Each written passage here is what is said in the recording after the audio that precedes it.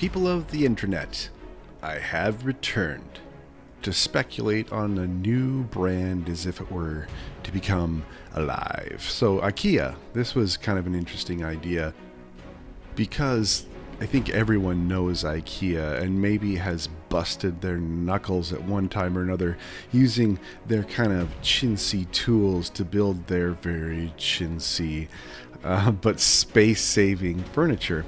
I'm using one of those tools right off the bat. This is one of their classic tools that comes in their little boxes of plywood furniture, and I'm just going to use those to kind of bound a throne.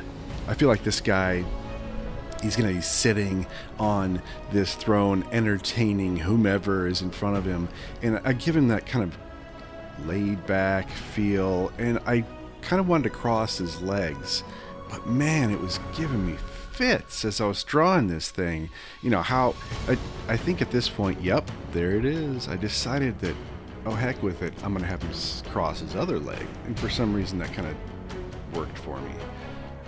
So you'll see those two tools on either side of the throne, but I've also kind of given him, instead of like a weapon in his hand, he's holding on to another one of those chintzy tools. You might recognize it. It looks like a L-shaped Allen wrench. It's kind of also not a great thing. After you build like 25 pieces of furniture, you have like 25 of these tools, and you just pretty much don't know what to do with them, and you really should never use them again because they really aren't worth anything. If they were worth just even the barest semblance of something, you'd probably find like shelves full of them at a Goodwill or something, but they're not even worth that. They literally just take up space where, I don't know, something more valuable would be like pennies. And of course, this throne is flanked by space-saving furniture. Yeah, I've actually seen these kind of little drawers that you can label. Well, you could label them if you're really good at organization, but even if you're like one iota like me, nobody, not even IKEA man, could like solve my issues. So I was looking it up, and IKEA, it's a weird word. It doesn't really actually mean anything. It kind of stands for things. It's an acronym. So the person who founded IKEA, their initials were IK. So it's like Ingvar, and I forget what it is. But then the E and the A, well, let's face it, they're unpronounceable Swedish type names. I look at them, they have special characters, A's with dots over them and O's, and I've heard them speak, and I can't understand like even how the words are discernible one from another. This is a pretty wild language if you listen to it. So it's not based in anything we would normally be used to here in the United States. Everything's kind of Latin based. So yeah, back to this. 1943, IKEA was founded by a 17-year-old with IK being their initials. And now that person is worth like 40 billion, and it's the largest retailer of furniture in the world. Not bad for a 17-year-old kid. That's really makes me feel terrible. So I'm going ahead and I'm going to surround this Viking with kind of the trappings of the typical home furnishings you would get at IKEA. There's like a quilt, no, not a quilt, like a bedspread behind him. And he's resting on throw pillows that are probably, we'll deal with the color in a little bit, probably like different tones of greens and blues and something very calming and efficient because, you know, on this part right here, this was insane. Drafting out these little like notches in these tools, these little worthless tools, that was kind of a pain, and I didn't treat it like a drafting project. I kind of got close, and you get the idea. It really doesn't have to be perfect. So here we are choosing a blue. It's definitely time for color theory. So starting with that blue, we have in the past started with the blue, and here's our color wheel. If you look at it directly across from the blue we're choosing, we would normally see a complementary color like orange.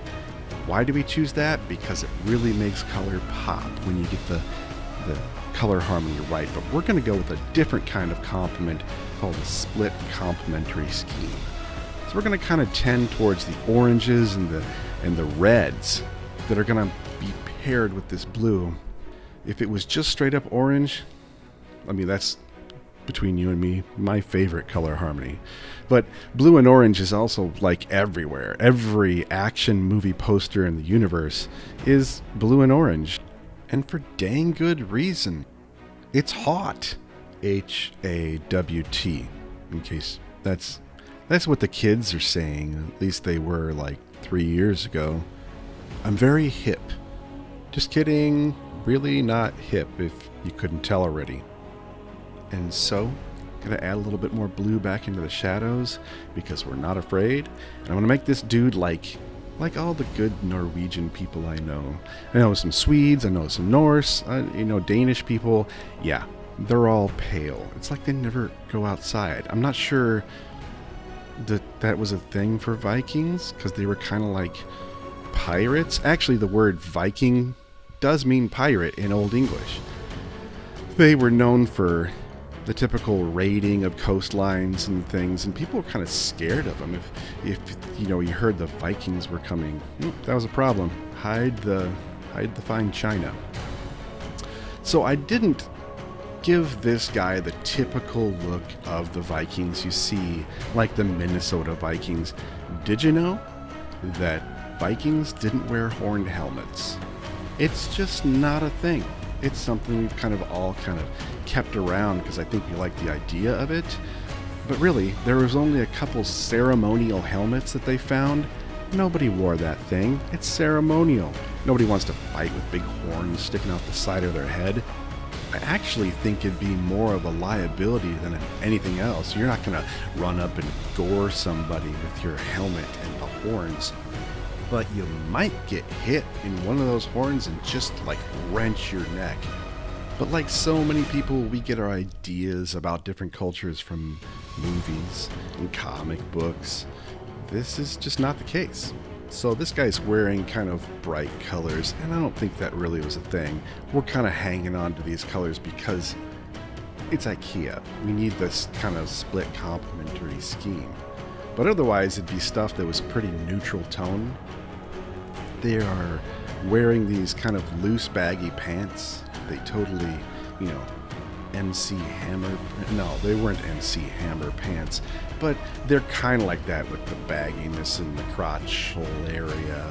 And they had the leather boots. So we're kind of zeroing in on that, and he's got a very close cropped beard. It's not typical of the art that we see, but you look at the art from back then. Little sculptures showed very square beards, nothing really pointy that can get caught up in stuff. And if it was longer, that is why they braid it, to kind of keep it from getting all over the place. But in general, look at their sculptures, square, close-cut beards. Maybe someday we'll stop getting our ideas about different cultures from movies and comic books and kind of figure out what they're actually about. The Norse weren't all Vikings, and not all Vikings were scary raiders. This is kind of the moral of the story for me. The more I look into doing art of different cultures, the more I realize how ignorant I am of actually what's going on. And I'm gonna learn something about different cultures and see if I can't depict them in a little bit more positive light than is typical. At least more accurate. And here he is. He's sitting in his hold with his flagstones, and he's pretty chill, enjoying being a Viking. Thanks, IKEA. It really has been a lot of fun. So, what should I do next? Fire off a comment or two.